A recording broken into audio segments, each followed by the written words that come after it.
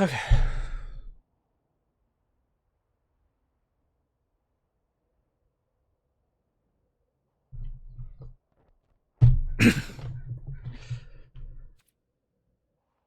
All right. Okay. Definitely not something I was planning on doing. Huh.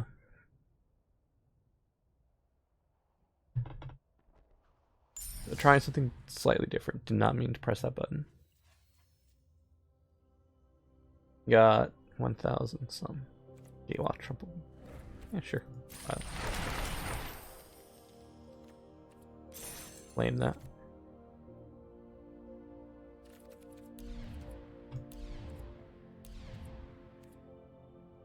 Essential bolus bundle.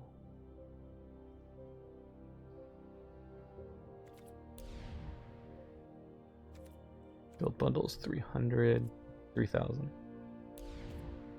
Avatars. Not where I meant to go.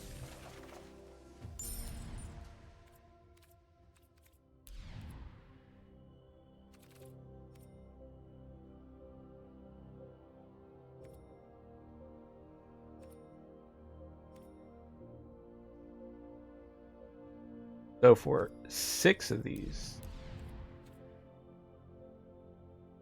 that's $100.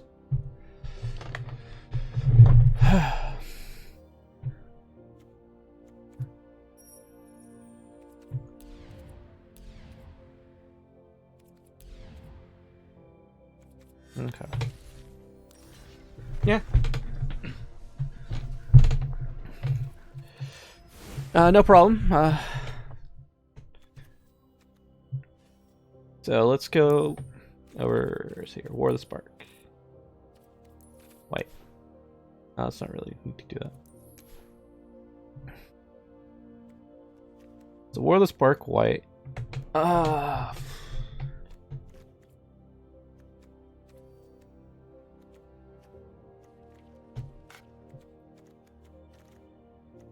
No.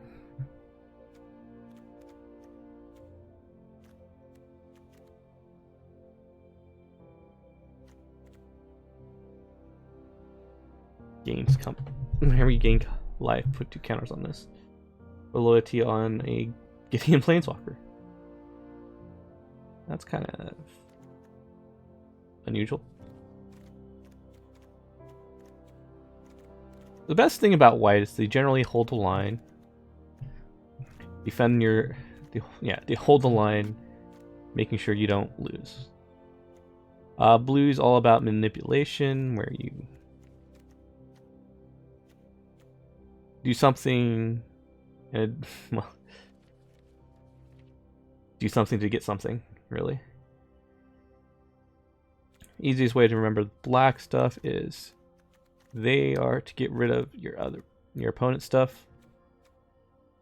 Red is generally just smack you in the face. Green is smacking the face hard. Might take a bit of time, but you know.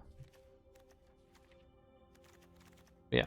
It's hard for me to just say, hey, this is how colors are, because I generally don't look at the colors. I look at the effects. Like, mostly what I look for in War of the Spark is amass and proliferate.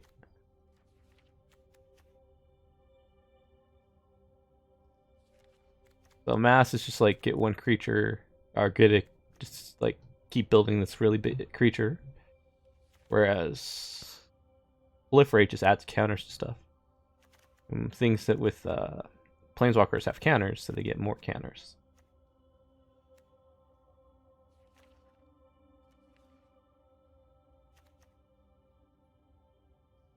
Whenever creature control dies.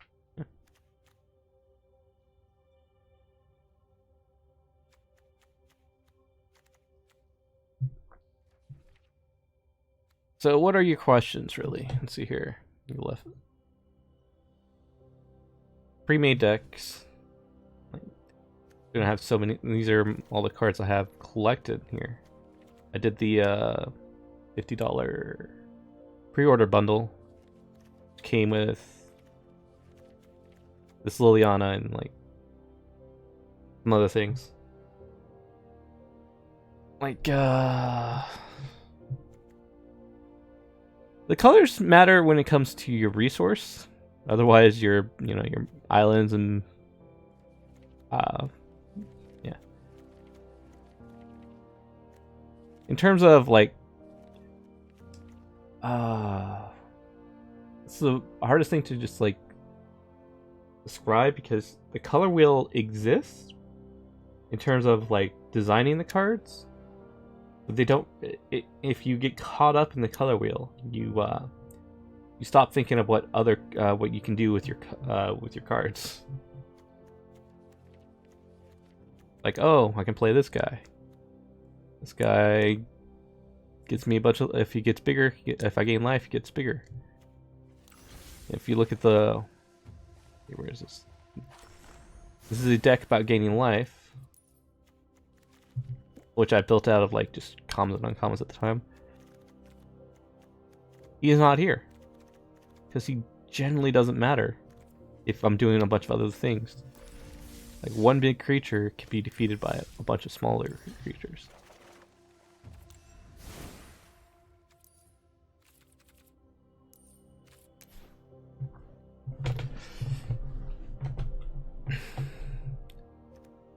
Like, oh, look at this guy. He's got an ability. He flies, he's 2 mana, lands on the battlefield, and land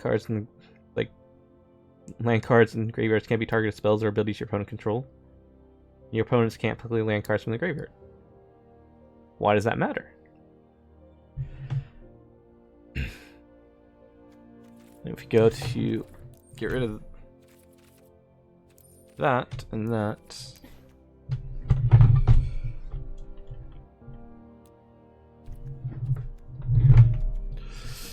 There's some blue cards that can bounce land.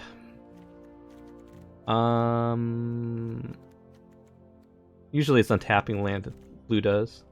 Black can destroy some land. I don't think they have. Yeah, destroy target land. Control loses 2 life. Red's good at destroying land. Green's more about putting land into play, but at the same time, it can destroy land. Not sure if it has any in the format right now. Yeah, you can sacrifice land here. There are cards like Kaya here, which will exile cards in the graveyard. And where's Ashiok? Anyways, Ashiok is...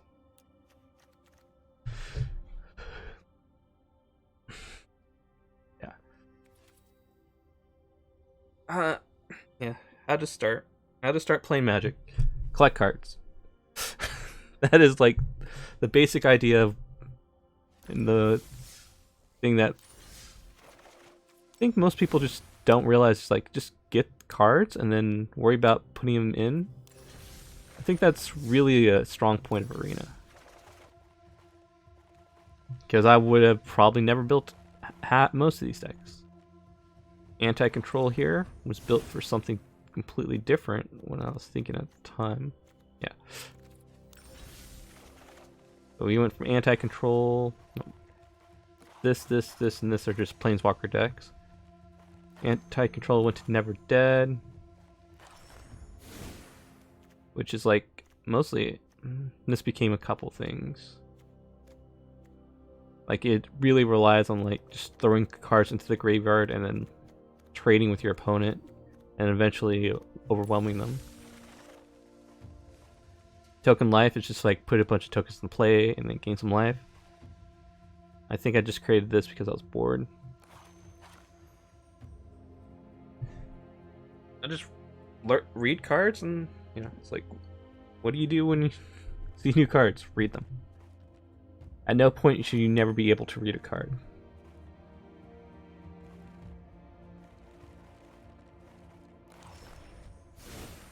I don't remember why I created this, but I think I saw the Fog deck, which is this thing. Even though this isn't like a general build for it, it's just like things I put together. It's like the first thing that's actually banned. It's banned only in this format, but in real life, in real cardboard, this is not a banned card. This is only banned in this format because this card is ridiculous.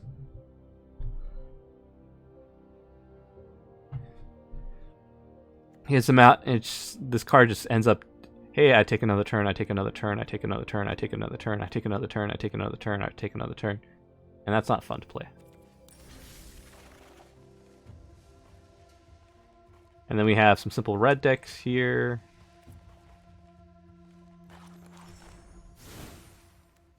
Which is like, this is a very simple red deck. If you're wary of instants and sorceries, play red. Don't get overwhelmed by like, hey, I can just burn you out with these cards.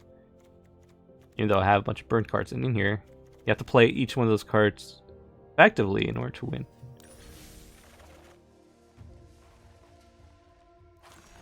This green deck I built.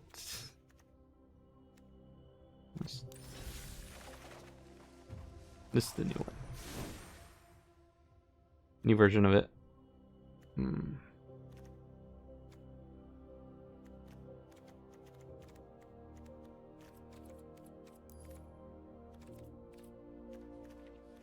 What do we want to do? So this guy took something that's like explore, so now he's actually something that sits there.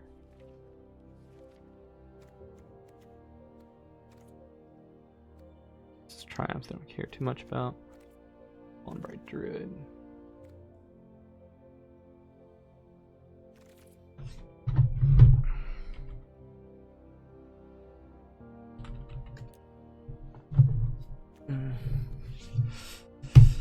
Definitely really like this guy.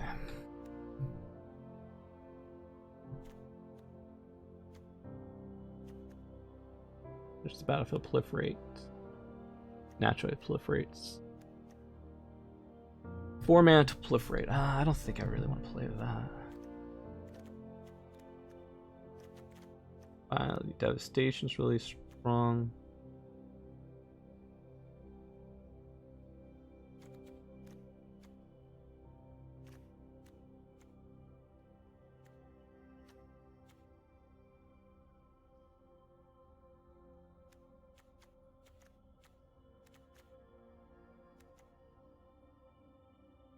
I threw together a green-white deck. Well, if you want to play me, I can play you. Just send me a link, send a message to me on the Discord, and let's see here. I'll play you with one of the Planeswalker decks.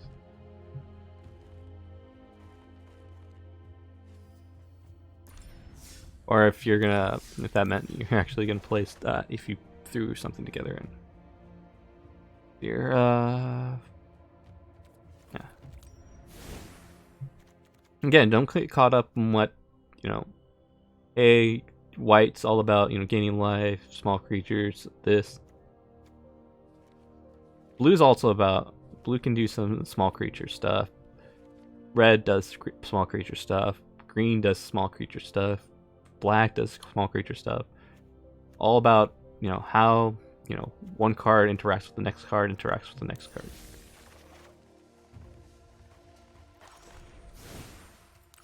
We look at this card deck here. These, let's see here. This card comes into play. No. Got these Branch Walkers and Rangers, which put counters on themselves. Pollen Bright Druid can put counters. I don't want that card actually anymore. Put counters on creatures, but it also proliferates, which allows more counters on stuff to get put on stuff, like the Vivian here, or even this Mending of Dominaria.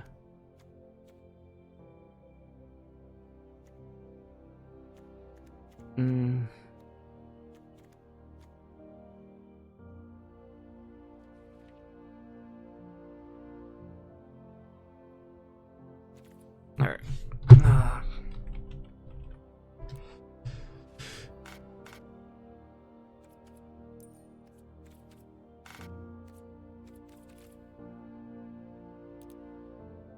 Did I misspell that? I'm probably misspelling that.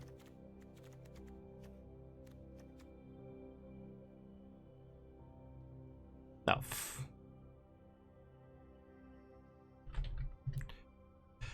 I don't know how that ended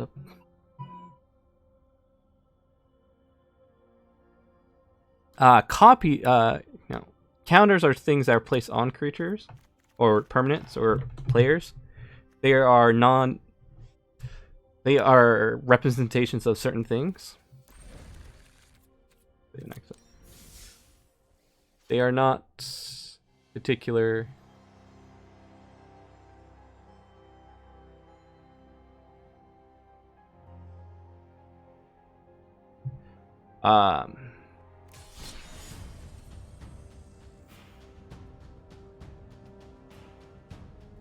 Discord challenge. What the heck is a Discord challenge?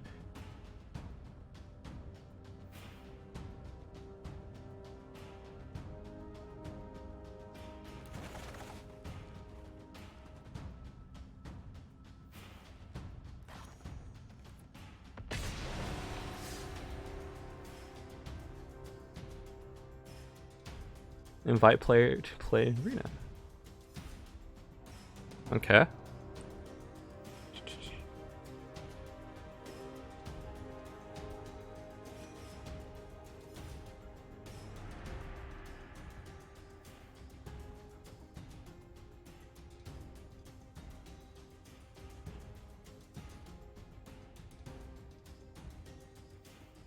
Message. Invite. Send invite. Oh. That's actually pretty convenient.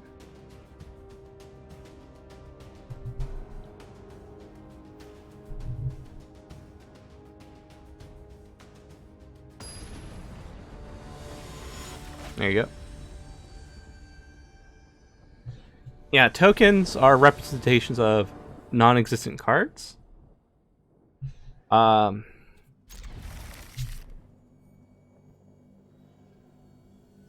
Creature, your copies are exact copies of other cards.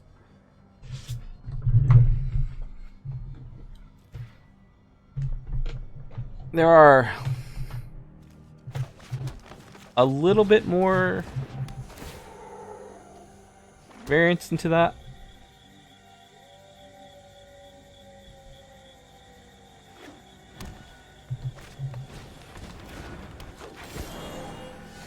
Like, what if you copied a creature that was in play?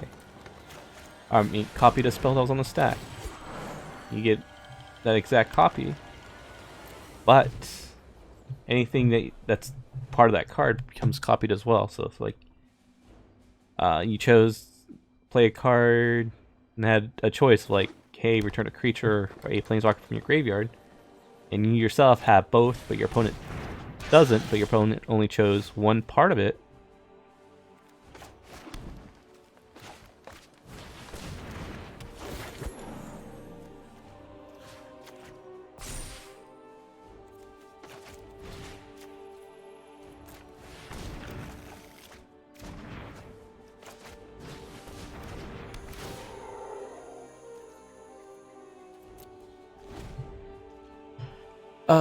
You only get that one part. That's what I meant to finish with that. What?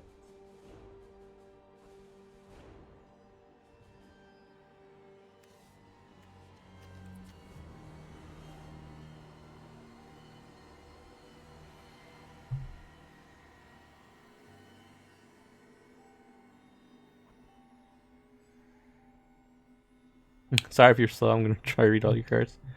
Well, the Rejuvenator comes into play. You look the top 5 cards of your library. You choose land from it and put it into play tapped.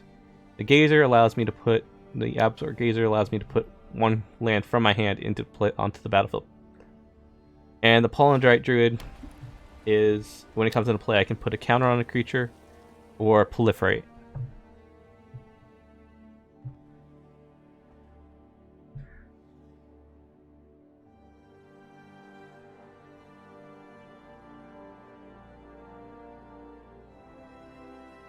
The grazers can also block flying. Otherwise, they just have big butts.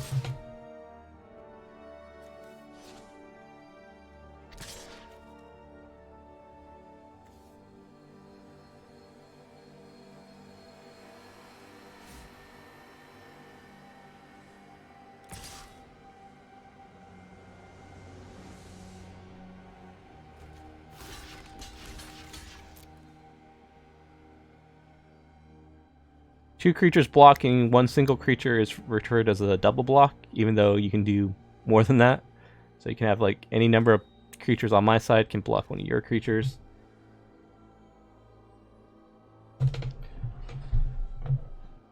The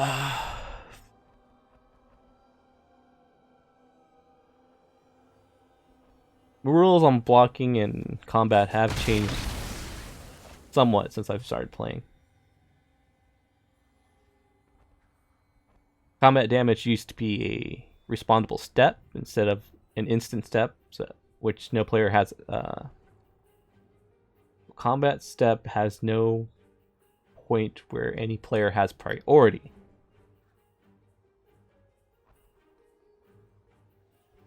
Priority is a very important thing in Magic. We very rarely actually think about it.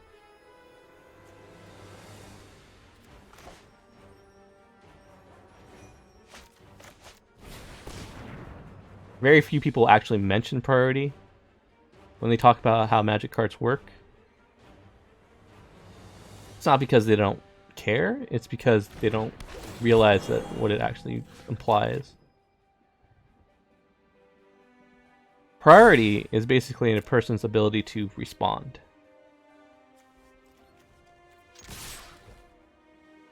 So, basic way to understand this is the beginning of your turn, you have untap, upkeep, draw. Those are the three steps that happen at the beginning of your turn. Untap. No player has priority, so you immediately untap. That happens immediately when you take your turn. You untap. Upkeep. You put all triggers that happen at the beginning of upkeep on the stack. Then active player gains priority. And that's when you can actually start doing things. And then you go to draw step. Once you hit draw step, you draw a card. Then you get priority. Very not doesn't fall into like, hey, this is super important, but you know.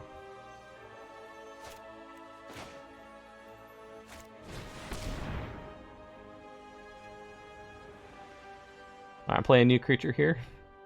When it comes on the battlefield, it explores and it explores again. It's just a wording referring to a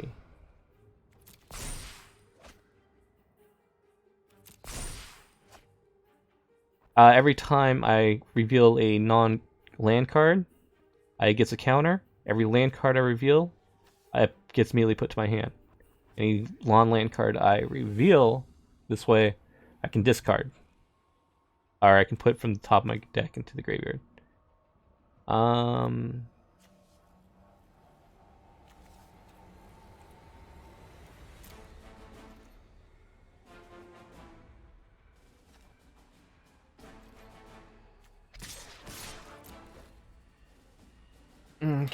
So after there's 5 phases in the Magic in your turn. There's the beginning phase, main phase 1, combat, main phase 2, and end of turn. Those are the 5 phases in Magic. Usually doesn't seem important, but it actually tends to be. Because mana empties every step and phase unless it doesn't. And when I say unless it doesn't, it means there's a card that's saying it doesn't empty. This mana isn't empty. That card will immediately say that.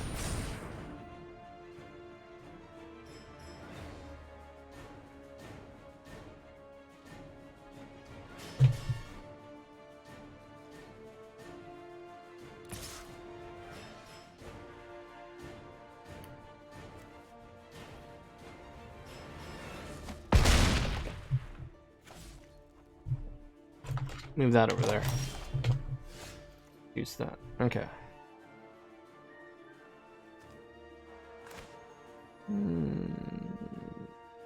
Yeah.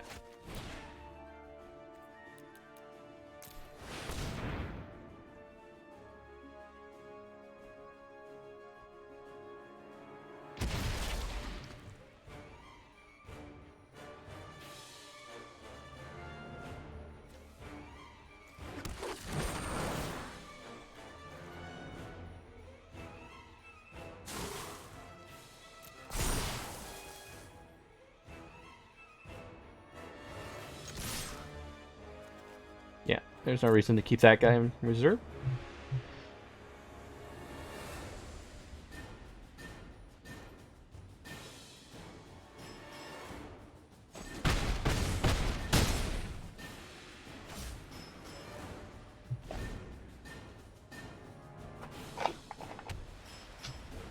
The main phase 1 and main phase 2 are basically the same, except a pre-combat main phase and post-combat main phase, what they're technically referred to as.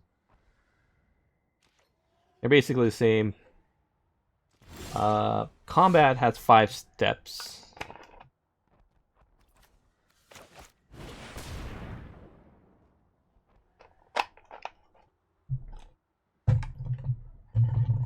The 5 steps of combat are: beginning of combat, declare attackers, declare blockers, combat damage, and the combat step.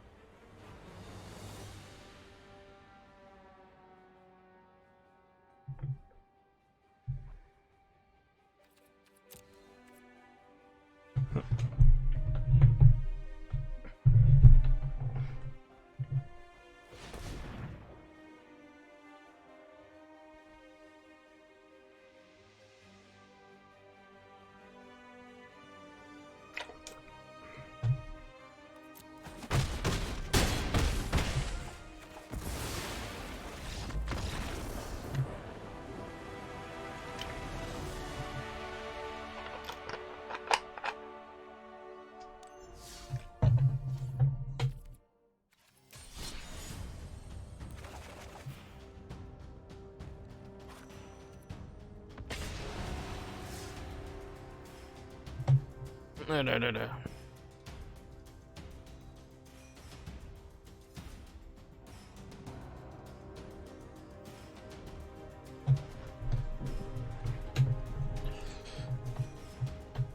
Not dismissed.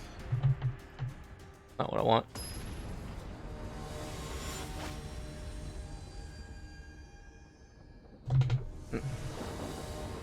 Where did this thing come from? Okay.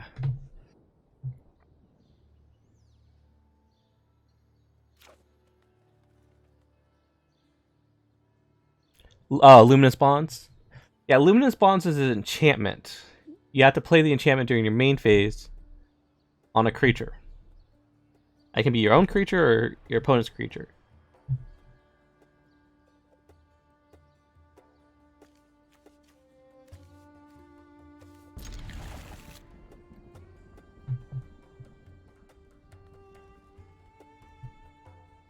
Yeah, enchantments, artifacts, planeswalkers, creatures, and sorceries. Anything that isn't an instant basically needs to be played during your main phase.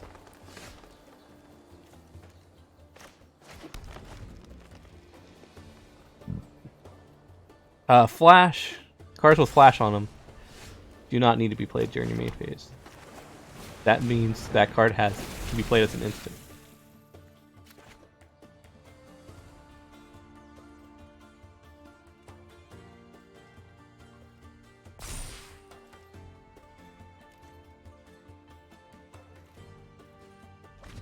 There are certain instant sorceries that have certain restrictions on when you can cast them.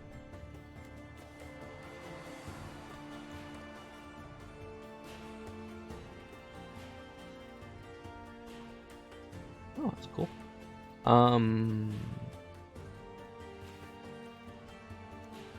gonna need to play with that.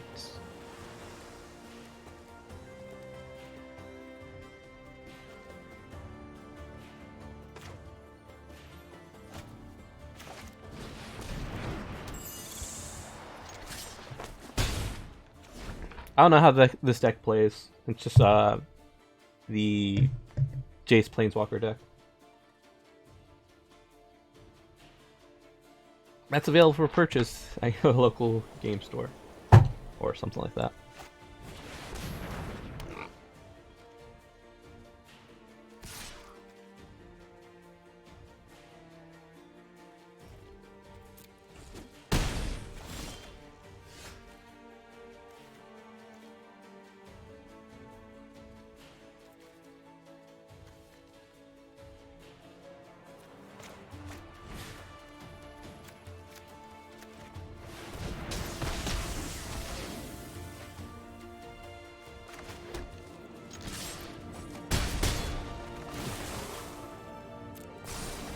Yeah.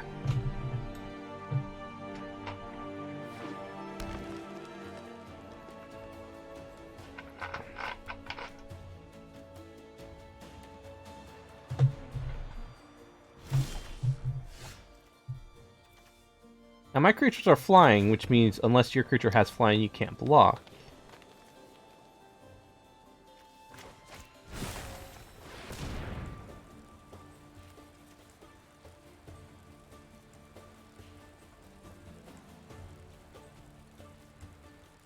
This seems like a really aggressive blue-green deck.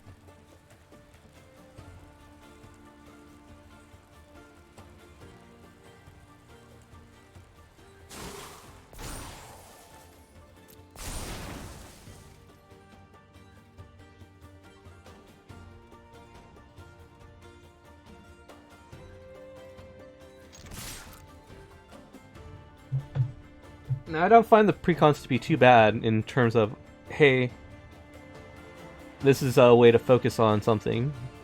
You just like go through your deck and it's like, hey, does this card make sense? Do I need to do something different? And that's the beauty of like Arena, as I said. We'll say you get that sense of like, this is how I need to build my deck. I'm just gonna need more cards and need to do that, this and that.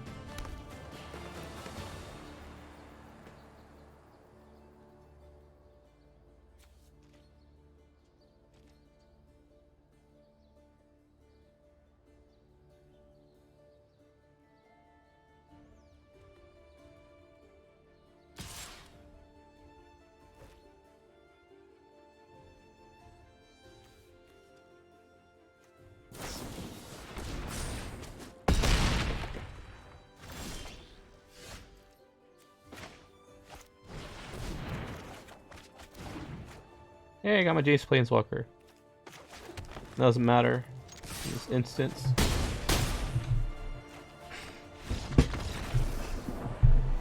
Ugh.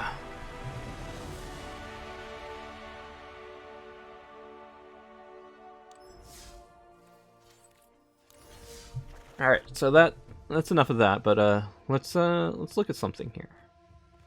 I haven't upgraded you. We're gonna clone this. The reason I clone them is so I can understand where I came from most of the time.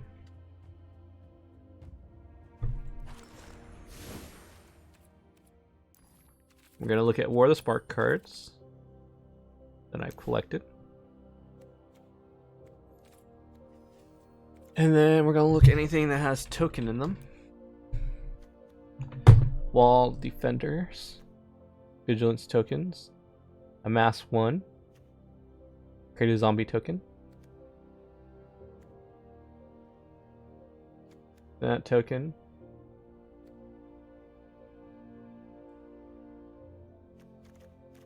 Alright, what do these things, what would they replace is the question.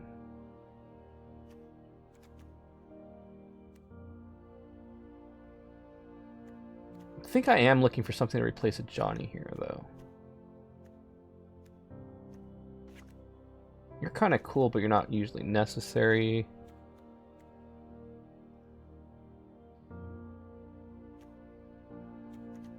You have hexproof. Tokens.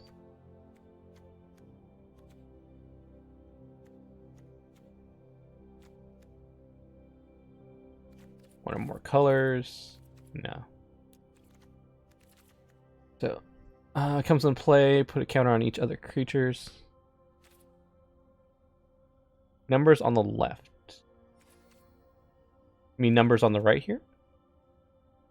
That means how many cards, how many of this card's in the deck. Sideboard, I don't usually make a sideboard, but if I did.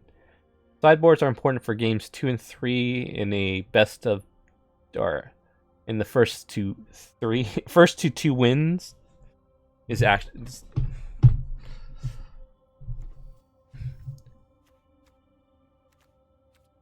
So, on the left. Talking about the 4 here, it's just the number of this card in that deck.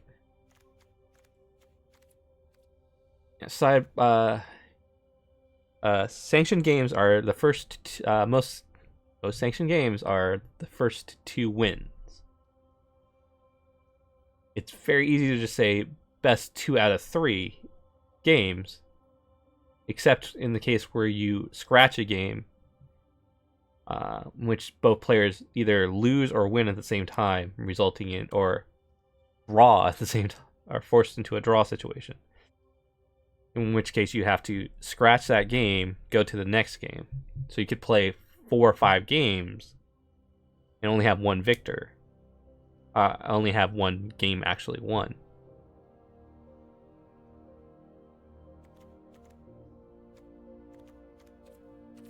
Oh, okay. Now, that's a planeswalker. Like this card right here.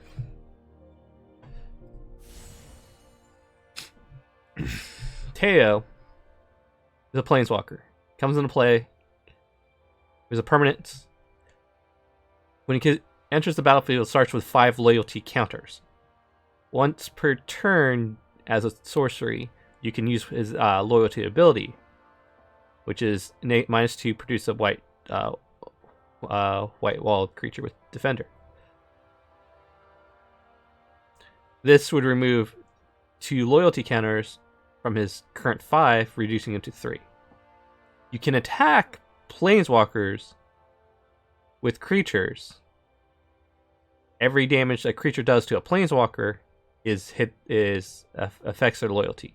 When a planeswalker has 0 or less loyalty, they are put to the graveyard.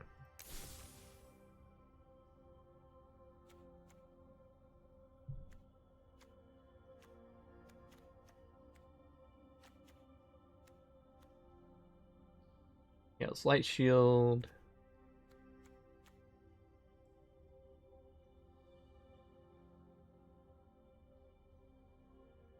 Exile something.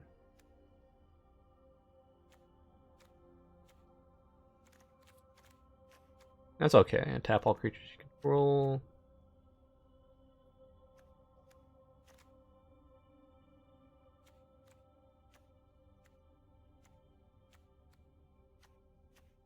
Yeah.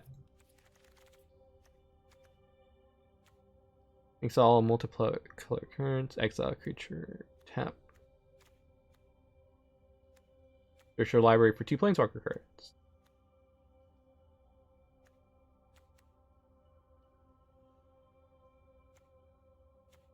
Exile card and proliferate. Whenever you attack with 2 or more non-Gideon creatures, put a +1/+1 counter on each of those creatures until the turn. He becomes a 5/5 soldier. That's still a planeswalker. Prevent all damage. Exile him and all creatures your opponents control.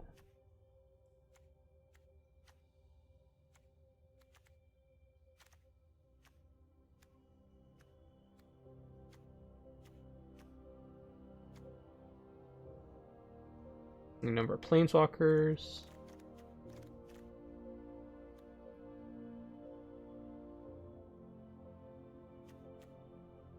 I think I want to put her as a 1-of in the deck.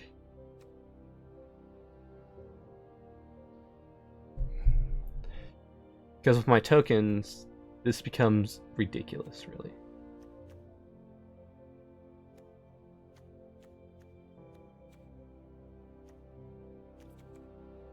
This just becomes a board wipe, really.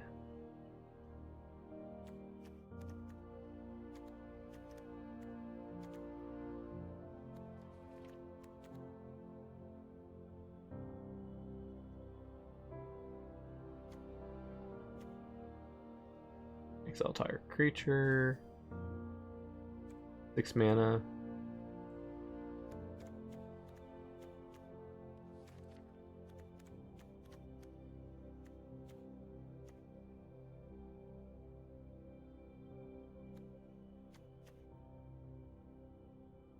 Four for 2.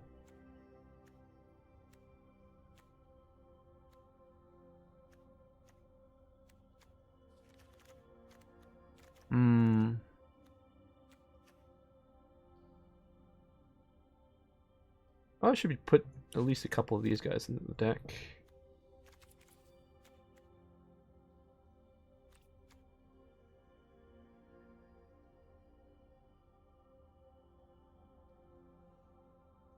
If I had a planeswalker, this would be good.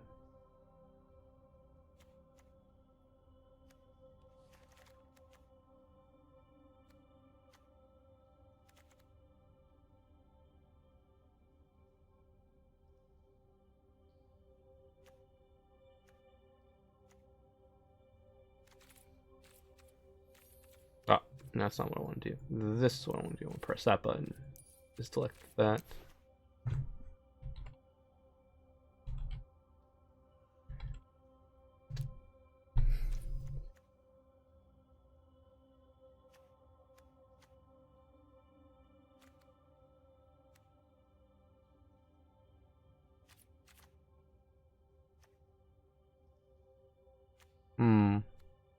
No real way to shuffle you something and more cards to your graveyard.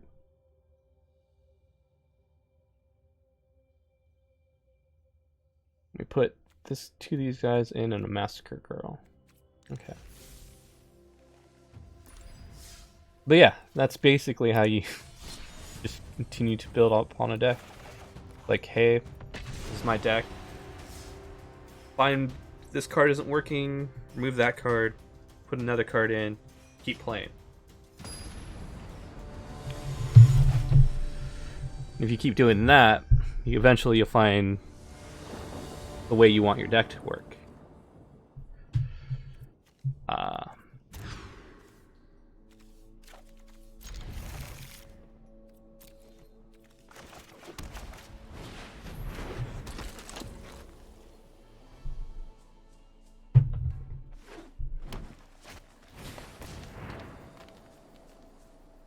Can't say it'll work all the time. It does, you know, help, I'd say.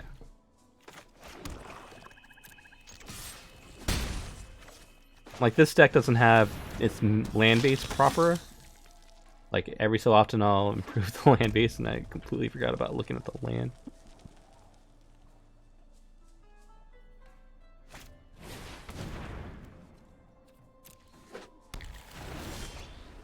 I'm probably going to lose this.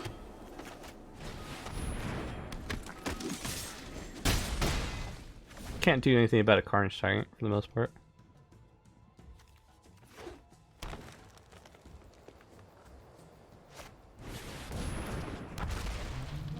Unless I get a Massacre Girl and massacre her.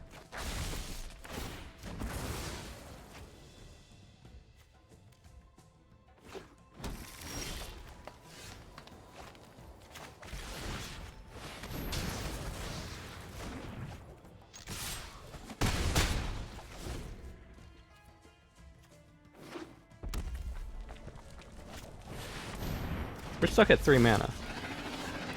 This is like all sorts of bad.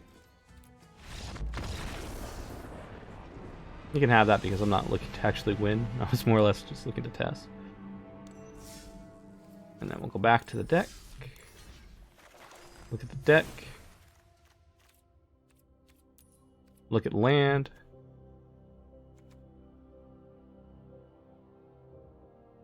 Now I need more isolated chapels, more shrines. I have a godless shrine.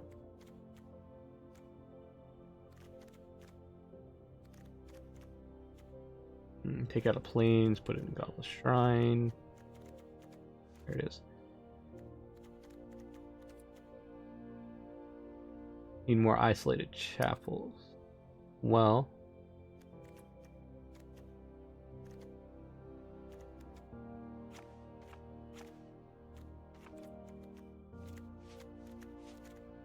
put in the cool looking one.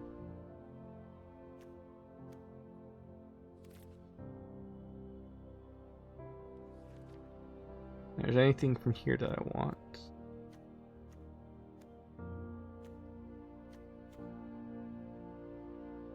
Golden Gates. Plaza, Field of Ruins, Bomb One, Emergence Zone.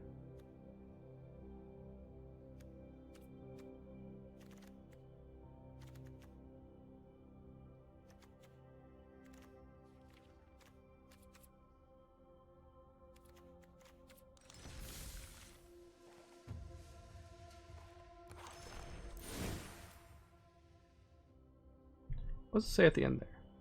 It just has a space. Okay.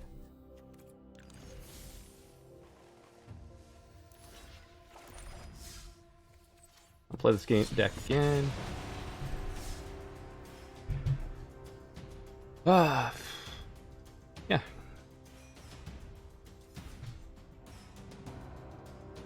The way to have fun with Magic is sit across the table from friends and play Magic.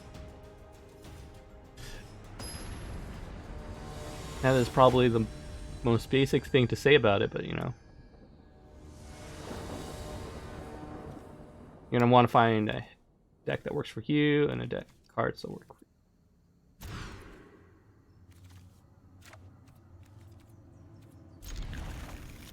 you. I need to keep that.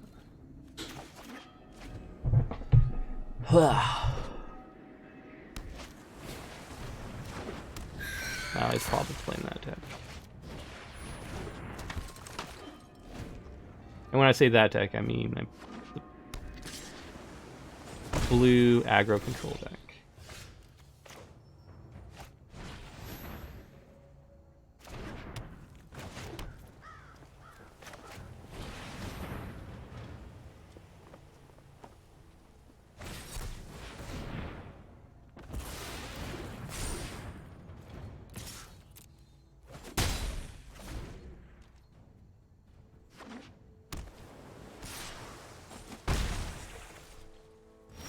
Found a card shop that does matches on Friday.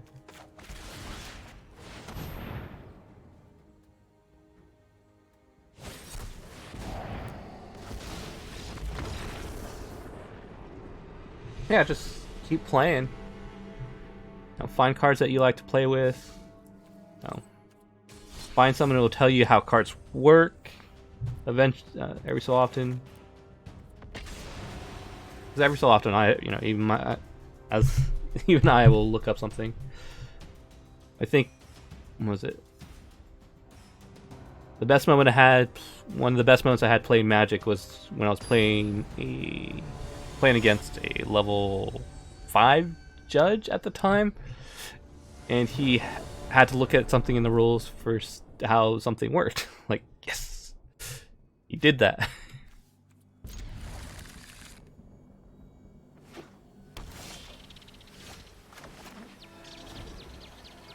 Even though technically it really didn't really matter that much. Yeah. The basic thing was he was going to take over my turn, and he wanted to know what level of hidden information he could look at. Like, he can look at my hand, he can look at that face down cards.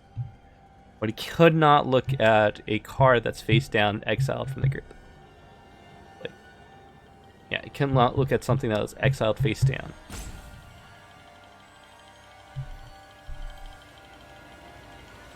By a card. Because I could not look at that. And therefore, he could not look at that, even though I knew what it was. There was nothing saying that I could look at it after I had exiled it face down. I chose it and exiled it face down, but the card never said I could look at it again. Even though a lot of people will look at that card.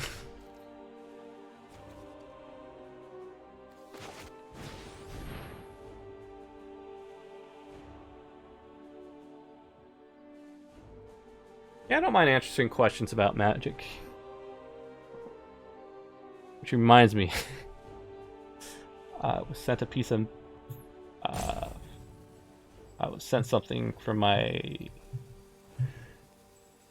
regional coordinator. See my judge level regional coordinator? Just regional coordinator. Either way, I need to get back to him on that.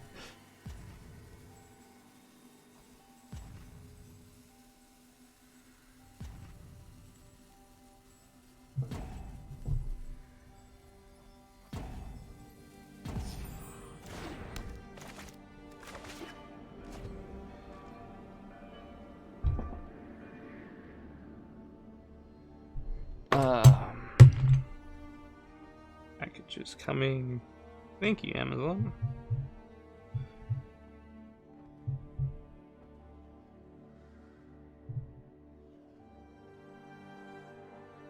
Don't care about that. Don't care about that.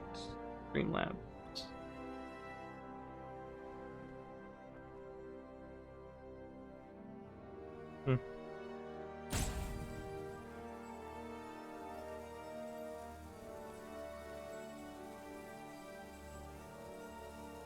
Rules lawyer. Card? What is a rules lawyer?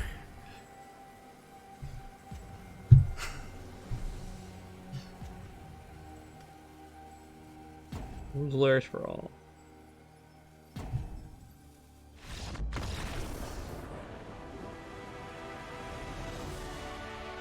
Well, he probably got mana screwed there. What's your email address? Bone Splitter me. I wasn't able to play this deck. Give me the deck.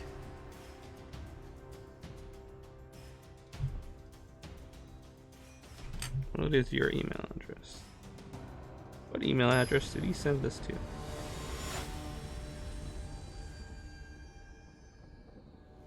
Copy.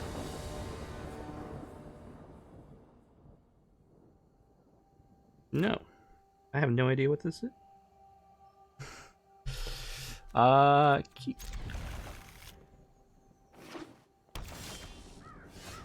Okay. Drop that. Drop that. My name.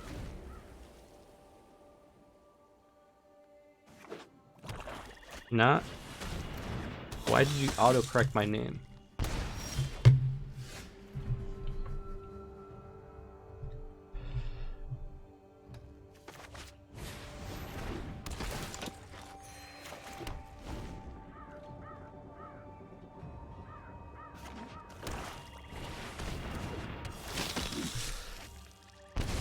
What does it say in my... Oh, okay.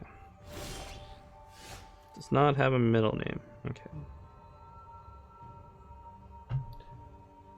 Alright. Throw that away. We still only have you.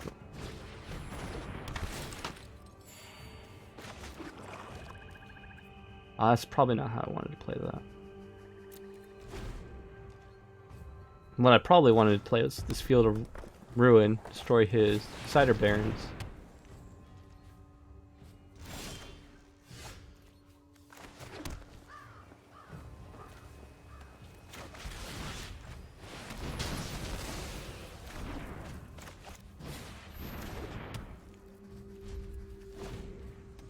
Okay, my DCI numbers. Better remember. Email address. There you go.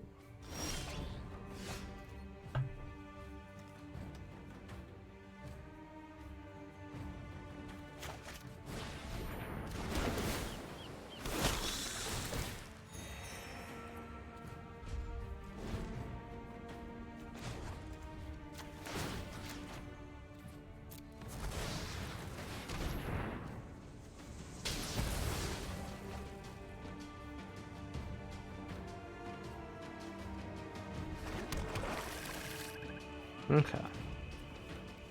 Oh, there's a Dragon Skull Summit.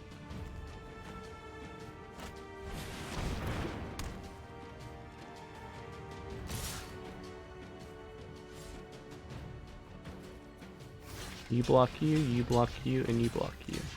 Block.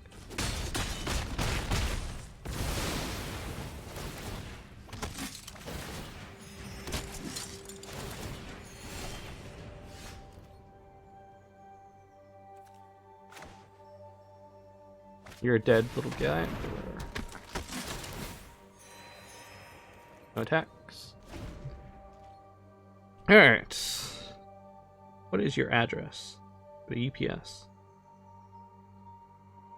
USPS.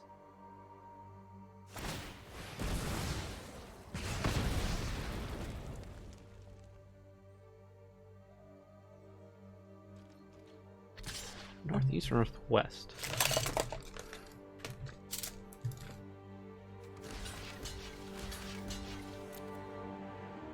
Northeast, okay.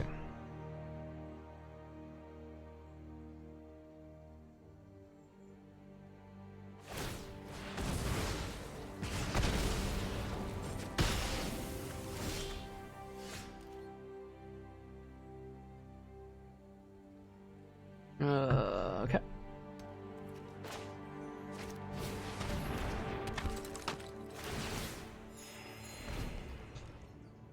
And then my zip code.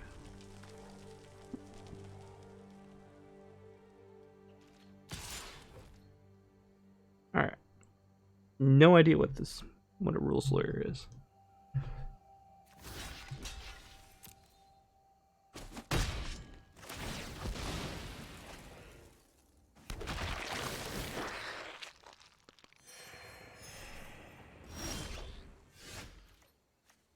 Got myself a guild gate.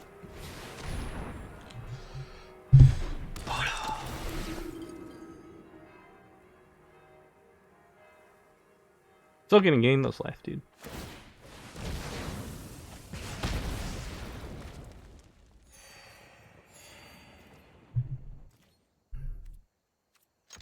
Oh, sweet, I can attack.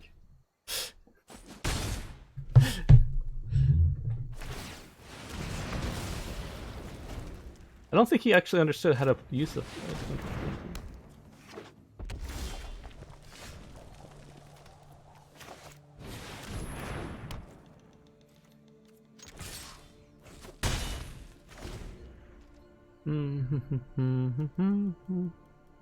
Okay. What is this thing? Damage to a creature and or planeswalker.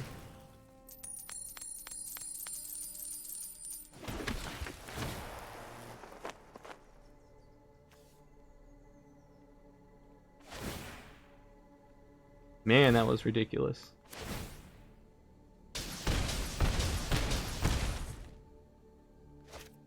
I do like how coin tosses are immediate.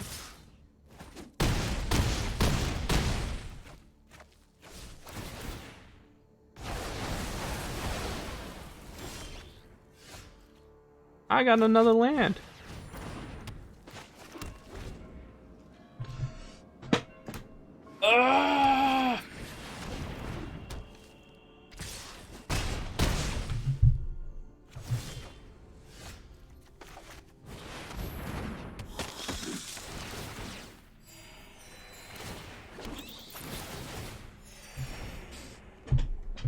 He probably has something at this point.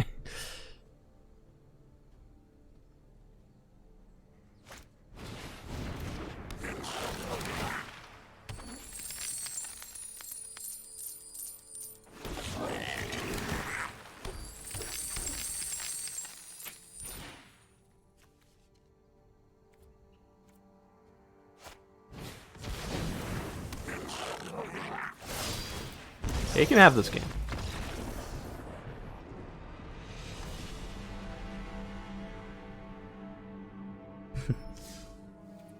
Can't exactly say do anything.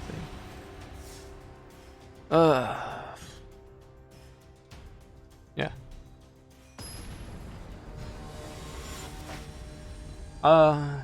You should try to find someone in your local area that has cards. It's like, what do you mean by that?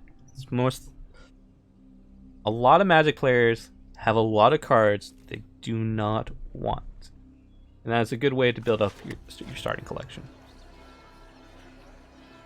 And some of those Magic players will pay you in cards or money to sort their cards for them. Because it does get to a point where you're like, I'm done with this.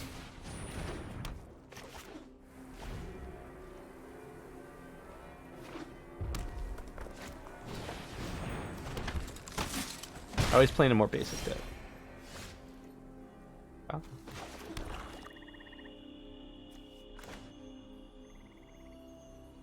I want to play you. And you. Oh, okay. Not like old cards, but more like cards in the past 3 to 5 years. Usually.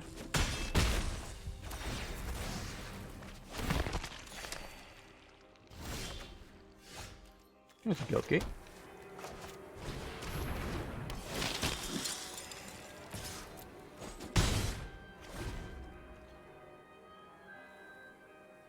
Like, people will have a ton of Healer's Hawks, for example, and Boros Challengers.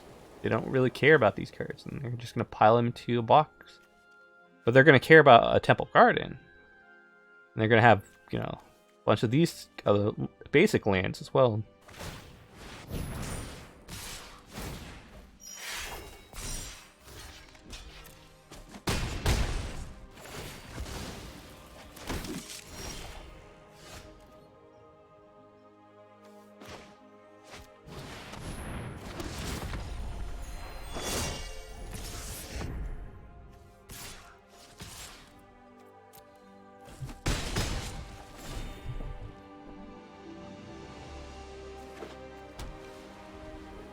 I like how we're both at 21 here.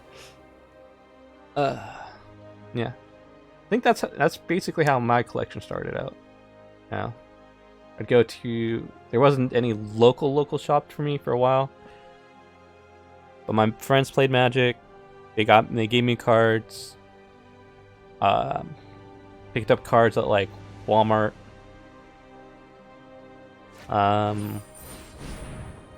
I wouldn't really suggest going to Walmart for them. Because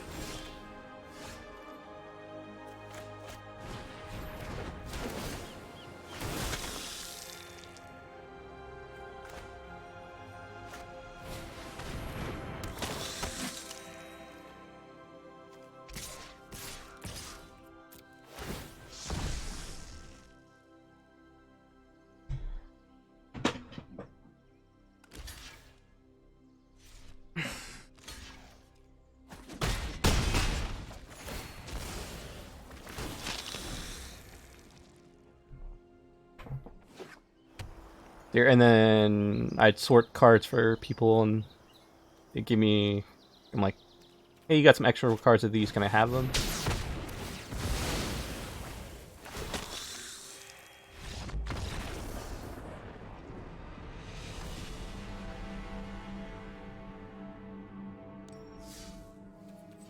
I thought he was playing a more basic deck. I like playing this deck, it just... A lot of people aren't playing, a fun deck in quick play. They're playing more of an aggro or more competitive. They just don't want to play in ranked, which I'm not going to play for a while. Yeah. I'm going to go to the store here to look at to go through this thing right here. This is what we refer to as standard right now. You have 4 sets Ixalan came out in September or end of September, more of like October, January, April, July, and then this is a whole set in a year released. You get one more set after this, which is I think is M20, and then standard will this whole between this and this will all disappear out of standard. Everyone's asking, I think, not everyone's asking, but I've heard some questions about Arena in terms of what they're going to do with this set when it's no longer standard legal. So, yeah.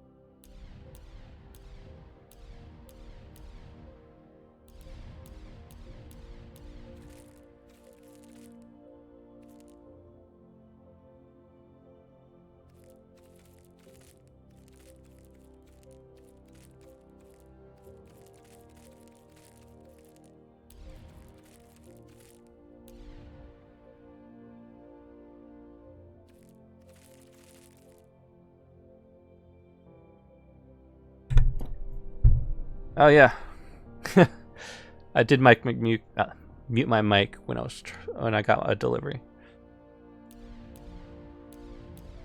So I'm not sure what point I stopped talking.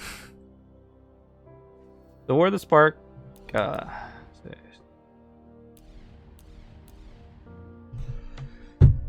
right, tell me where I stopped talking, and I'll come back from that. But let's see here. Ravnica sets. So Ravnica block, Ixalan block, standalone Dominaria, standalone War of the Spark. War of the Spark is tied to Ravnica. This Ravnica is the plane in which War of the Spark takes place in. War of the Spark is more about planeswalkers and yeah. A long time ago, you know. Yeah. Core sets your basic cards. You're more vanilla. You're more like glue for your decks. Greens and salutations, Jack Rivley. Welcome back. Yeah, Ixalan's your tribal set. If you're looking for like merfolk, pirates, vampires, or you asked about buying cards. Yeah.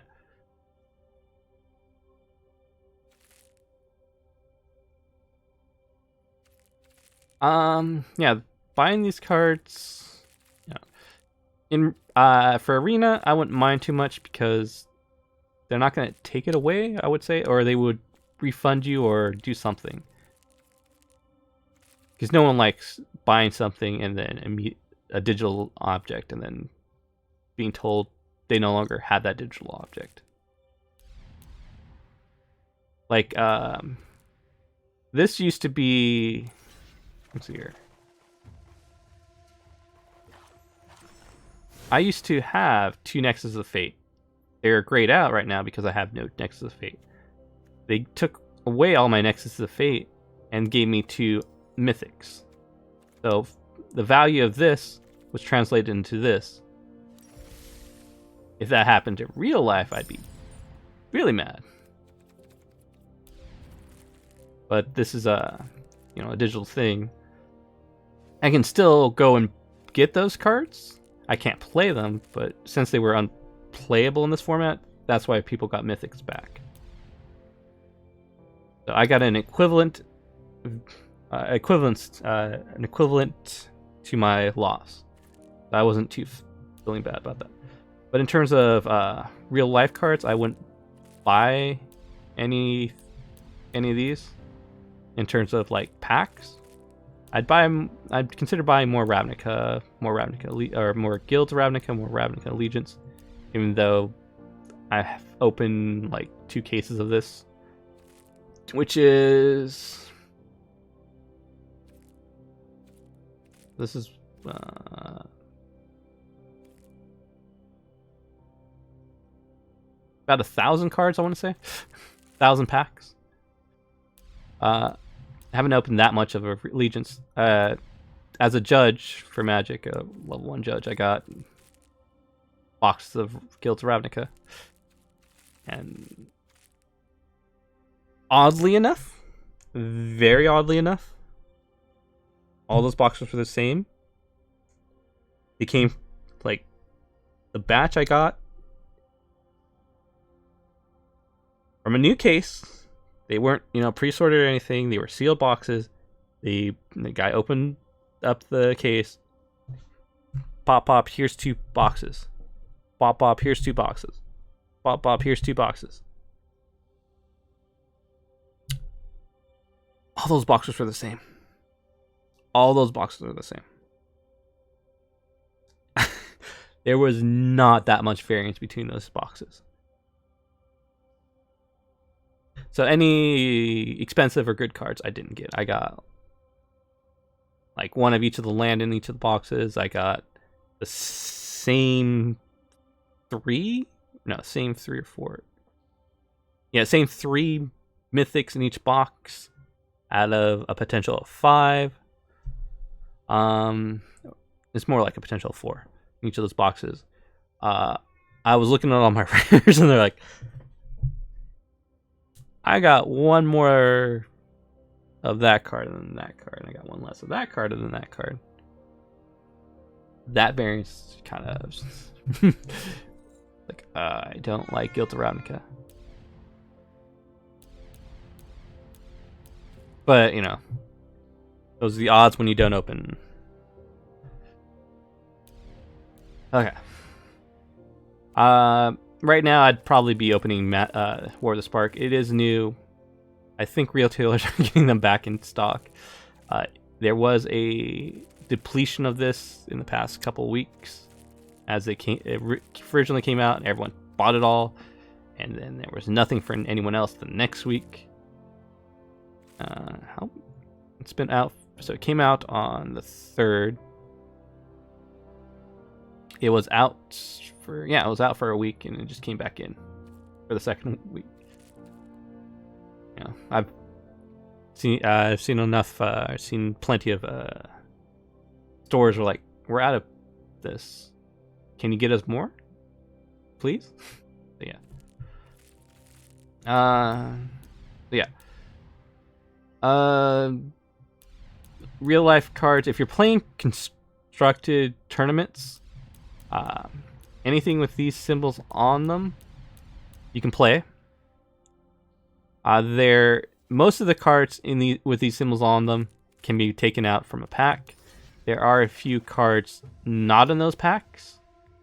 Those will be generally in the Planeswalker decks. Like, this is the Planeswalker deck from War of the Spark. These two were the Planeswalker decks from Ravnica Allegiance, and these two were from Guilds of Ravnica. I bought them because they came with the deck.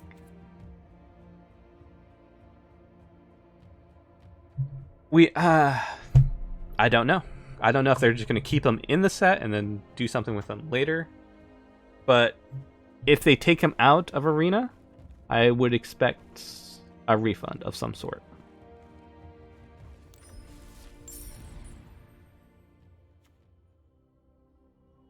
Whether that's gems, whether that's wild cards, whether that's gold, whether that's other things altogether.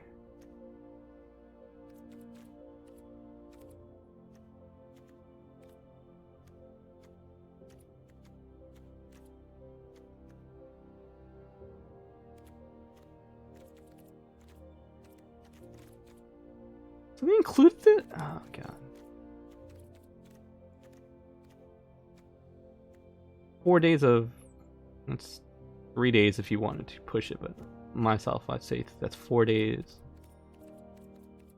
4 days. That's 4 times 5 is 20 days. Of that, and I'd rather just draft War of the Spark. Probably pick up that later. Yeah. There have been some little bit promotional stuff in Arena. Yeah, the Planeswalkers. Let's see here. Where are you? Planeswalker. Mythic Rare. Yeah, because they're now uncommons. Let's see here. Like this one. This Planeswalker comes in the set. So you can pull this Planeswalker out of any Guilds of Ravnica booster. Technically. This Planeswalker only comes out of the Planeswalker deck. Both of these are legal and standard. Constructed. And there are certain cards in that deck that are also only in that only are there are certain cards in this deck that are also standard legal. Yes, I said it properly.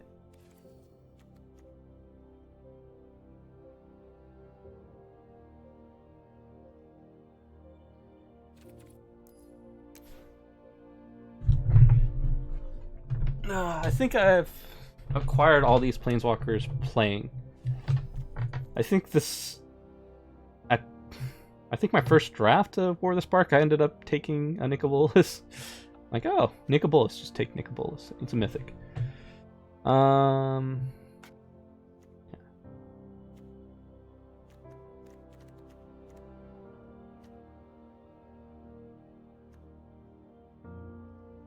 I think this guy is really expensive at the moment. I hope to pick him up when he's not that expensive right now. This is I think a $50 to $70 card in paper Magic, as generally is referred to.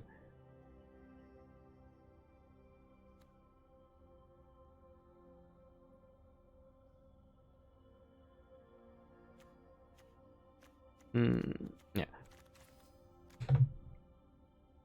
So here, there's Planeswalker decks that come with those things. There's the toolkits. Planeswalker toolkit. No, deck builder toolkits. That's what they're referred to. Those things are also are standard legal. They have some cards in them that aren't in packs, and those will be standard legal. Relatively, depending on the symbol. So if they have a different symbol, they're not going to be. For arena,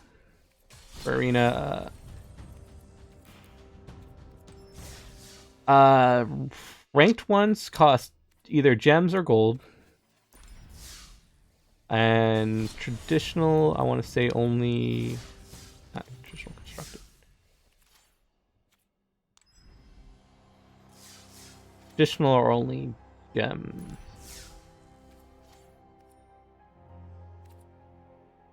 But yeah, anything you get in either a draft or a sealed that you open, you basically keep. There is a condition on that.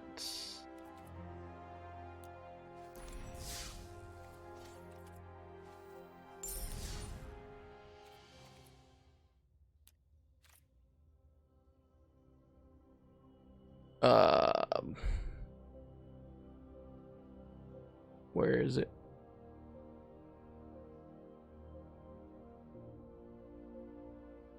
Wildcard rewards. Oh, vaults.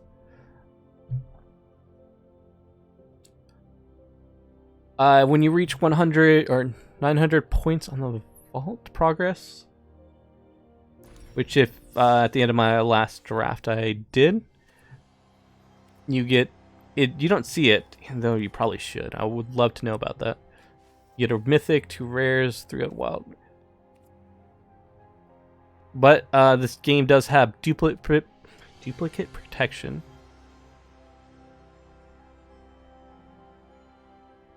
So if you open a here, best way to just show this, because it isn't on the screen really. All right.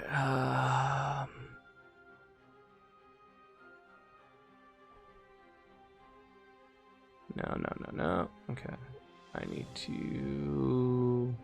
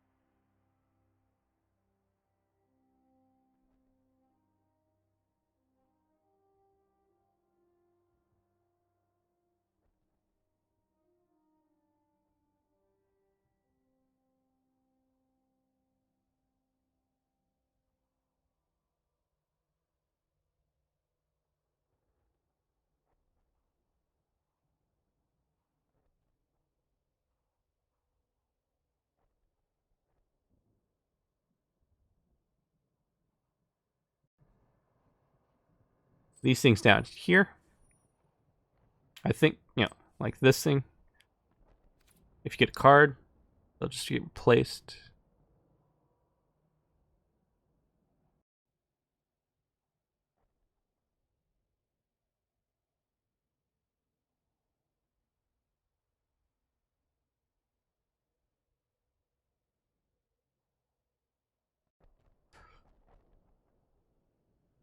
You get either a different, if you have 4 or more, you get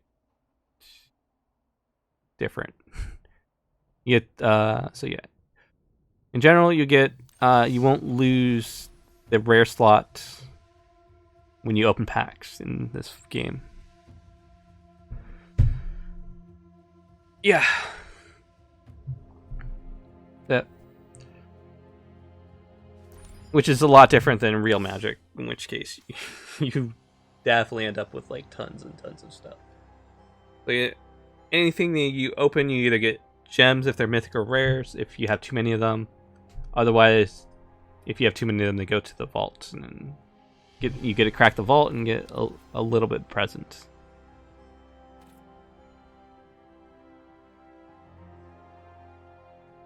Alright, so that'll be it for today. Thank you guys for joining me. I'll see you guys again later. Have a good day.